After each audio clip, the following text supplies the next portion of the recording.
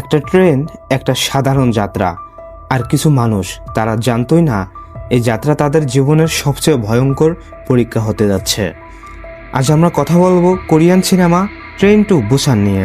অনেকে একে zombie movie বলে, কিন্তু আসলে এই সিনেমা জম্বির চেয়েও বেশি কিছু। এটা মানুষকে নিয়ে বানানো একটি গল্প। আমাদের প্রধান চরিত্র সকু একজন কর্পোরেট অফিসার, আর তার কাছে কাজই যেন সবকিছু, আর আবেগ যেন সময় নষ্ট করার জিনিস। তার ছোট মেয়ে সুয়ান বাবার সঙ্গে থাকে, কিন্তু বাবার কাছ থেকে পায় না যথেষ্ট সময় বা ভালোবাসা।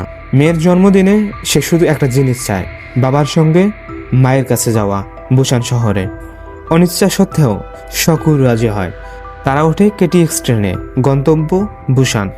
সবকিছু তখন স্বাভাবিক ছিল, কিন্তু ট্রেন ছাড়ার ঠিক আগ মুহূর্তে একজন আহত ও অদ্ভুত আচরণ করা মেয়ে ট্রেনে উঠে পড়ে। কেউ তখন বুঝতে পারেনি এই একজনই মানুষ পুরো ট্রেনের ভাগ্যকে বদলে দেবে।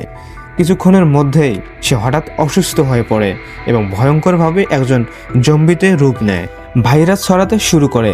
এক কামরা থেকে আরেক কামরায় মানুষ মুহূর্তের মধ্যে মানুষ থেকে দানবে পরিণত হয়।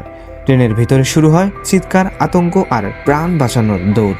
এই জায়গা থেকে মুভিটা শুধু হরহর থাকে না, এটা হয়ে ওঠে মানুষের আচরণ নিয়ে একটি পরীক্ষা। একই পরিস্থিতিতে কেউ নিজের জীবন দিয়ে অন্যকে বাঁচায়, আবার কেউ নিজের দরজা বন্ধ করে অন্যদের মৃত্যুর দিকে ঠেলে দেয়। একজন গর্ভবতী নারী ও তার স্বামী অসাধারণ সাহস দেখায়। কয়েকজন তরুণ একসঙ্গে লড়াই করে টিকে থাকার চেষ্টা করে, আর একজন মানুষ আছে সে শুধু নিজের কথাই ভাবে, তার কাছে মানবিকতার কোনো মূল্য নেই। এই চরিত্রগুলো দেখিয়ে মুভি আমাদের প্রশ্ন করে, বিপদের সময় মানুষ আসলে কেমন হয়। শুরুর দিনে শকিব ছিল একজন স্বার্থপর মানুষ। সে বিশ্বাস করত নিজের জীবন বাঁচলেই যথেষ্ট। ট্রেনের প্রতিটা মুহূর্ত তাকে বদলাতে থাকে। সে দেখে তার মেয়ে কতটা ভয় পেয়েছে। সে বোঝে একজন বাবা হওয়া মানে শুধু দায়িত্ব নয়, ত্যাগও।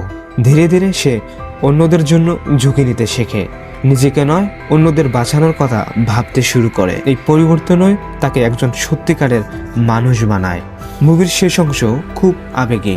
সবাই এই যাত্রা শেষ করতে পারে না, কিছু ত্যাগ নীরবে হয়ে যায়। বড় কোনো ভাষণ নেই, কোনো নাটকীয় সাউন্ড নেই, শুধু বাস্তবতা। শেষে বেঁচে থাকে কয়েকজন মানুষ, আর তখনই বোঝা যায় মানবিকতা থাকলে এখনো আশা বেঁচে থাকে।